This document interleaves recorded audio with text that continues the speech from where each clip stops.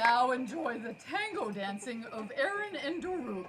But first, let me provide some historical context for this unique and powerful dance form.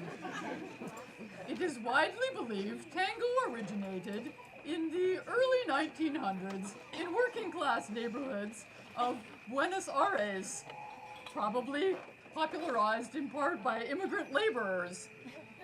The dance was originally eschewed by the Argentinian ruling class, became popular in Europe and was re-imported by South American bourgeoisie. I can offer no explanation as to why this evolution did not succeed in stripping the dance of its passion, intimacy, and sensuality, as is typified in most other gentrification processes. Now, please welcome Aaron and Doruk.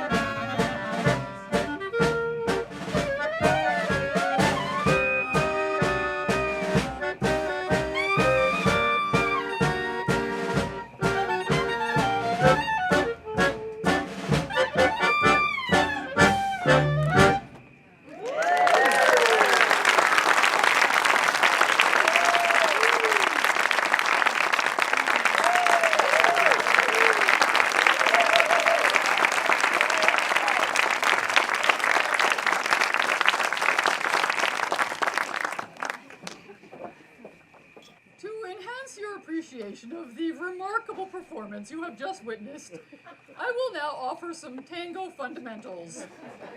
Could I please have a volunteer from the audience? Yes, you. You'll suffice. Come hither.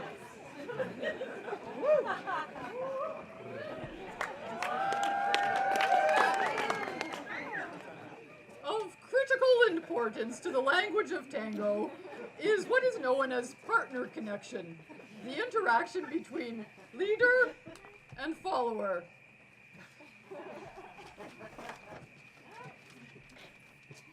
This will not do.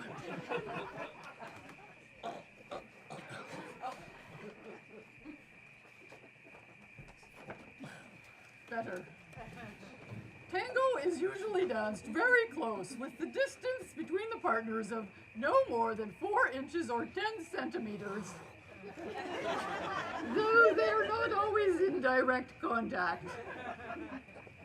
The energy flows like a fountain up from the perineum to the hands. The hands are calm, maintaining an embrace.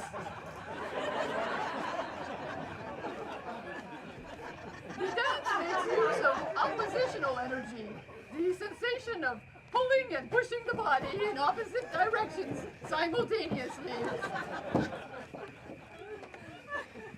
Tango is an elegant, rhythmical walking in an embrace with the partner.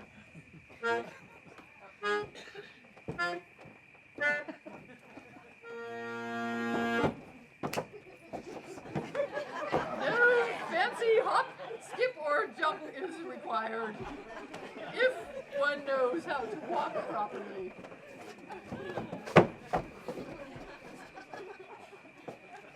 Precision and control add an element of tension to the dance. It is important to maintain an accurate awareness of the partner's movement and body position and a precise direction of one's own.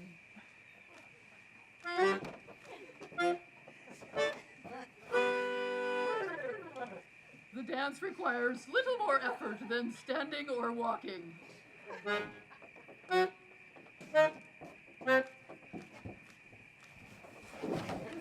As cellist Pablo Casals once said, there is no limit to how relaxed one can be. A good male partner dances the woman, letting her shine, meaning he does everything from the base of her movement and rhythm. Advanced tango integrates spontaneity into what is an otherwise highly structured form. At its finest, it becomes unpremeditated dancing when neither partner knows nor plans what happens next.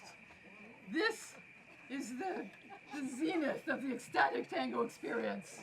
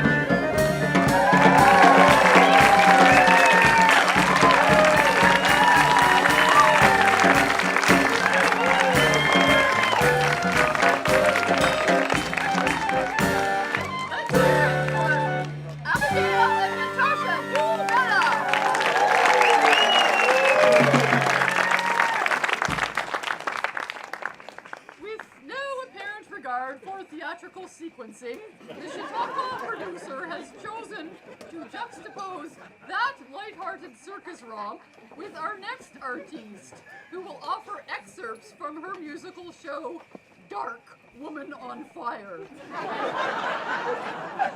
The show tells the story of a contemporary American woman whose daughter disappeared in a war-torn region and who, agoraphobic, despairing, and at her wit's end, is visited by Joan of Arc.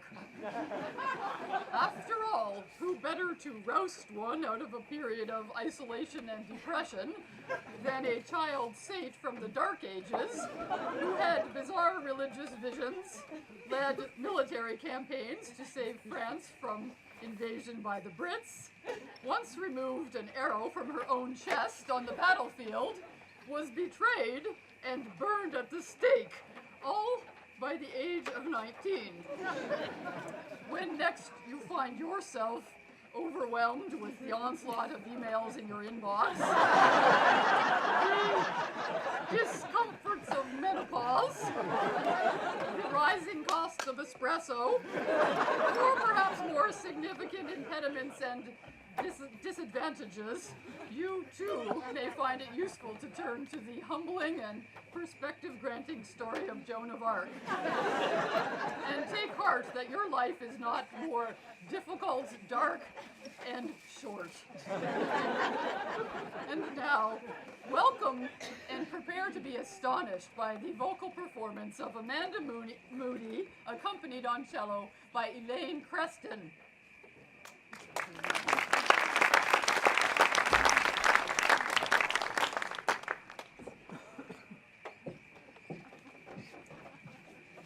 Good evening. Good evening. That was a spectacular introduction. So we're going to do two songs from our show, Dark, Woman on Fire. It's a little bit, it's not funny. So feel free not to laugh uncomfortably as you wonder, what? And the first song is, this first song happens at the beginning of the piece, and it's Joan, and she's riding in on her horse, and it's the first time we see her, and she's getting her first messages from her saints, St. Michael and St. Catherine. And you'll notice there's a little call and response with the cello. The cello is sort of her voices, yeah? And they're starting to give her ideas. And the second one is Joan's last stand at the stake. So you see, it's just really not funny.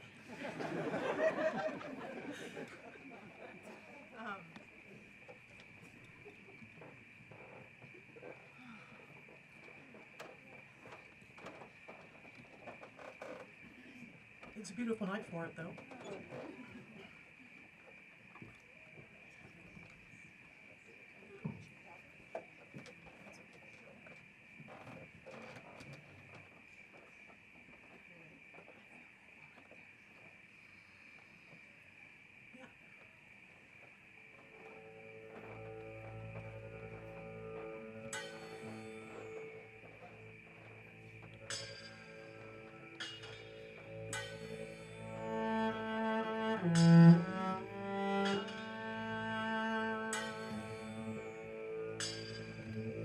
My skin is made of iron.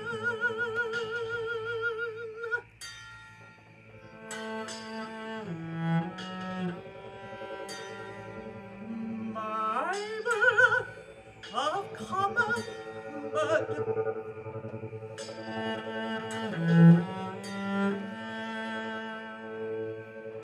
That mud is blood of country.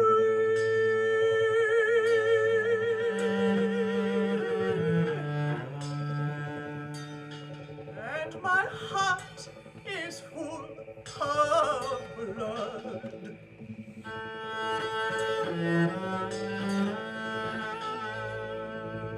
My body is the birch tree.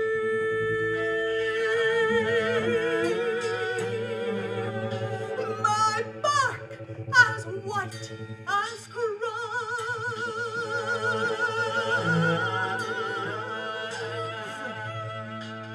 My branch holds hands with heaven.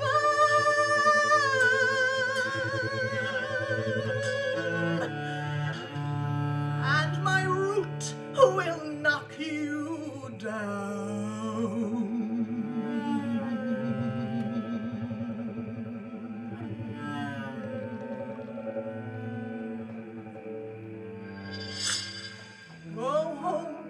Go home, young soldier and true. No quarrel here to argue with you. No, do not tarry, linger or wait among these soft and fallen leaves. So soft, so fresh, these knowing leaves are warm and gentle down, thick on the ground, and red, so dark and red, these fallen leaves, so red, so dark and red, you better leave so red.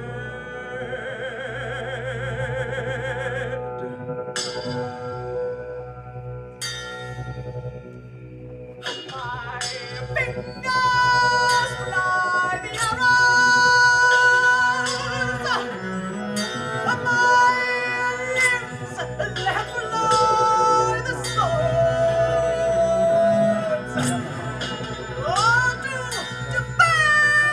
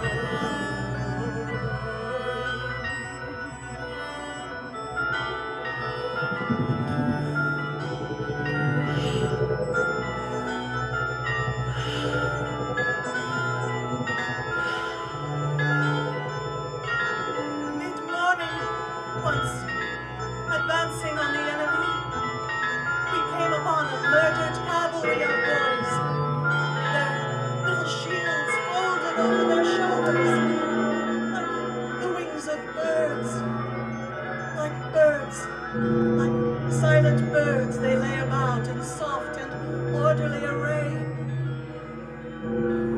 On tiptoe, as if afraid to wake them, we buried them and took the horses.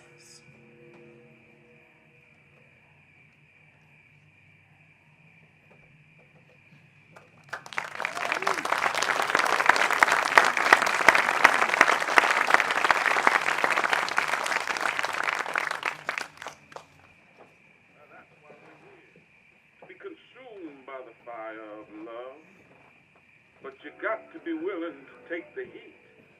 You got to be willing to do what's right. So don't complain about death and dying. Don't complain about the things you lost and ain't never gonna get back. You know Joan of Arc, little peasant girl, little nobody of a girl, a cow of her.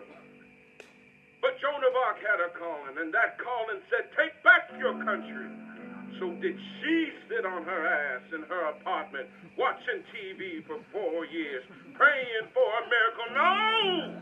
Praying ain't about begging. Praying's about doing. So she listened to her voices. She set her cows loose. She got up on her horse. She led a whole big army against the enemy, and she won. And they burned her. And did she complain when the flames was tickling her ankles? Did she complain when she saw the smoke rise up from her clothes? When her hair was beginning to spark? Did she complain? Bring it on, she said. Jesus, Jesus. Those were her last words. Jesus, Jesus.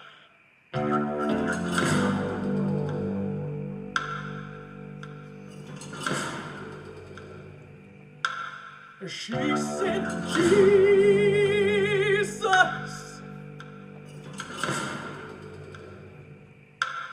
She said, Jesus.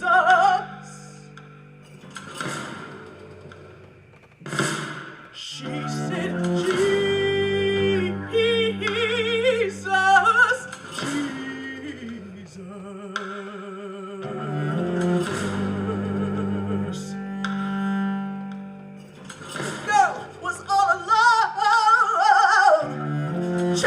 To a stake sunk in the ground. The girl was all alone. She said Jesus, and she was smoldering. She said Jesus, all around the metallic sounds of bishops and magistrates and herbs and kings.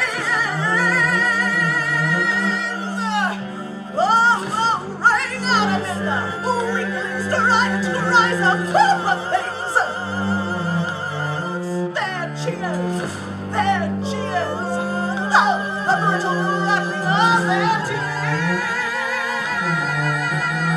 upon their tinsel swords.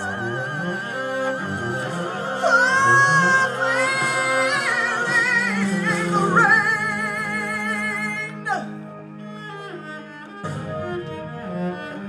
And then the startling thunder of 10,000 pairs of beating wings. 10,000 silver doves rose up and threw themselves against the sky. 10,000 silver doves rose up and threw themselves against the greasy, stinking smoke. 10,000 silver doves rose up and fell to earth again, softly in their silver shrouds. 10,000 birds fell to the ground. And as the flames flew heaven high, did heaven close its silver eye against the soot, the heat, against a blighted flight of suffocating angels? Did heaven blink? And still it cried out.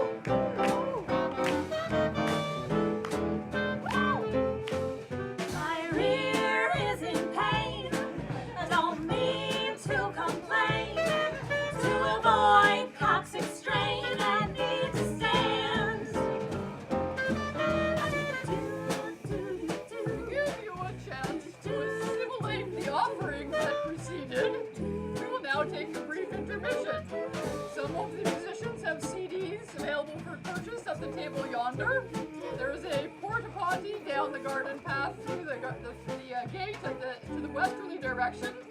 We ask that you sign a liability form before using it. There are cookies and drinks, alcohol. You probably need a good stiff drink at this point to get to the next half. Please enjoy yourselves.